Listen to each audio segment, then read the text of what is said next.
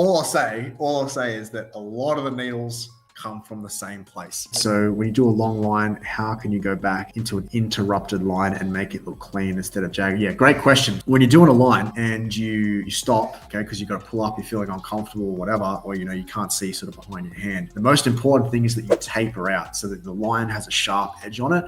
It's a lot easier to make a line clean and join to another line when it's tapered. If it's not tapered, if you're just moving the machine along and then just lift it up like that, you've got a fat edge. It's much more difficult to make it look like it was done in a single pass. This is something that you can learn on fake skins. Whenever you pull the machine out, don't just yank it up, just taper it out so it gets a nice sharp point, and then you have a little bit of leeway when it comes to connecting that line to it. All you got to do is just start the needle back on the part of the line you've already tattooed. So let's just say you're tattooing along here, you pull the needle up there. You don't start here, you start all the way back here on the part that you've already tattooed, and you taper in, you slowly come in, and then you go as if you were tattooing on that same line. That's how you get it nice and clean. Scooping is brutal. Yeah, bro, you don't want to shuffle people. That's another thing with whip shading, right? I see a lot of beginners when they're whip shading, instead of like just gliding the needles across the skin, they kind of like scoop it. Be gentle, man. Just like literally just glide the needles in and then, drag them across and then glide them out. You don't want to just like shovel and dig into the skin. Is tattooing with color is really different from tattooing black and gray? How do I know what I'm ready to start? Yeah, dude, tattooing with color is so different to black and gray. Like black and gray is magnitudes easier than doing color.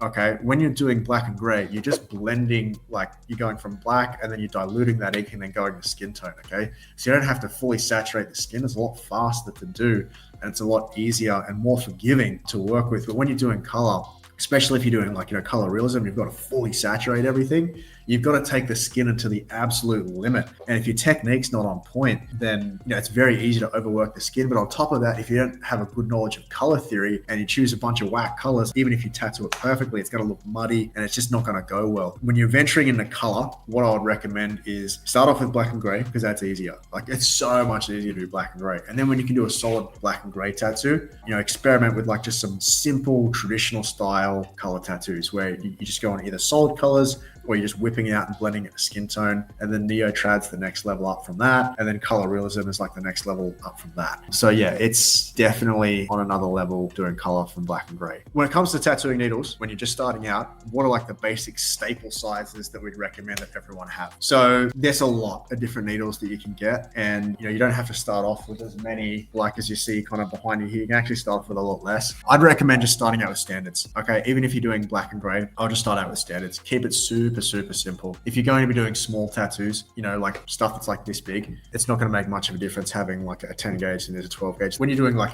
black and gray realism, big sleeves and stuff like that, okay, 10 gauge needle is going to make a difference then. But even on fake skin, 10 gauge needles will saturate a lot easier on fake skin than they will on actual people. They actually massively slow you down, which is fine. It gives you a lot more time to do multiple passes over an area and build up your tones and stuff like that. But you've got to be patient. If you're an impatient person, then you'll get really frustrated because it's like, the ink's not going in.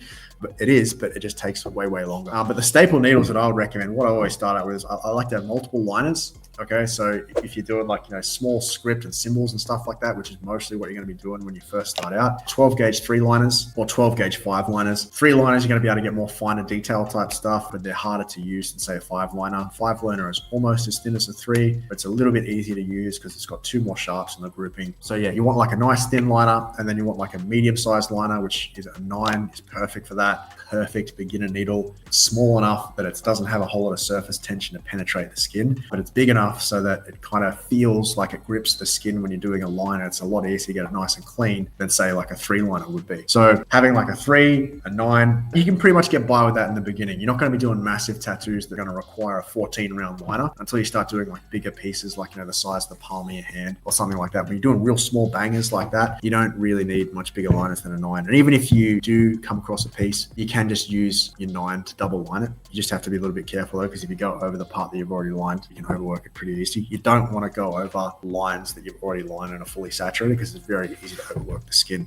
But yeah, those 2 liner needles, 3 or a 5, they're both good, and a 9. And then for mags, I recommend having a 9 curved mag 12 gauge and a 15 curved mag 12 gauge. Okay, a 9 is small enough that you can fit into like some really intricate types of tattoos. And then when you go up to like a 15 mag, it's big enough. It's enough of a difference where you can get smoother gradients with it. For good measure, throw in like a 5-round shader for your highlights and like packing and like really small details, and that you're good to go. That's not where you want to stick at forever, but that'll get you started. 3 or a 5 round liner, a 9 round liner, all 12 gauge, 9 curve mag, 15 curve mag, 5 round shader. You can do a lot of tattoos with that. Next question. So should I always get long tapers? Are round Magnum cartridges better with long or medium tapers? I like long taper for lining needles. From my liners, I always use long tapers. I find that they're just a lot more precise. With the needle being nice and sharp, it just penetrates the skin a bit easier and I'm able to get like a nice clean line. But when I'm using my mags, I just get standard taper. Whether I'm using bug pins or whether I'm using standards, I just have standard taper. But yeah, I do like a longer taper liner. I have it too easy to become a tattoo artist. Both my brothers have their own shop. Oh, dude, if you got connections in tattooing, like if you got like a couple of brothers that own shops, yeah, dude, your journey into tattooing is going to be significantly streamlined. Sometimes I feel like there's a stigma of like, you know, people that like you have like an advantage, or if you have like a connection that gets you into a studio, it's just like the merit isn't there. Oh man, if they had that same opportunity, they'd take it too. So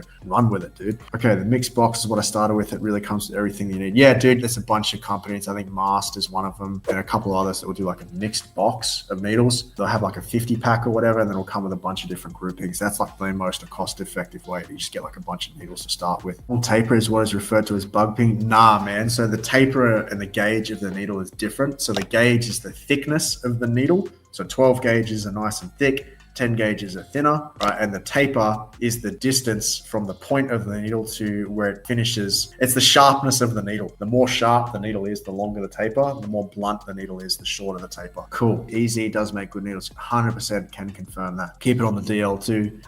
There's a few companies out there that get their needles made through other companies. Look, all I'll say is that a lot of the needles come from the same place. That's all I'm going to say about that.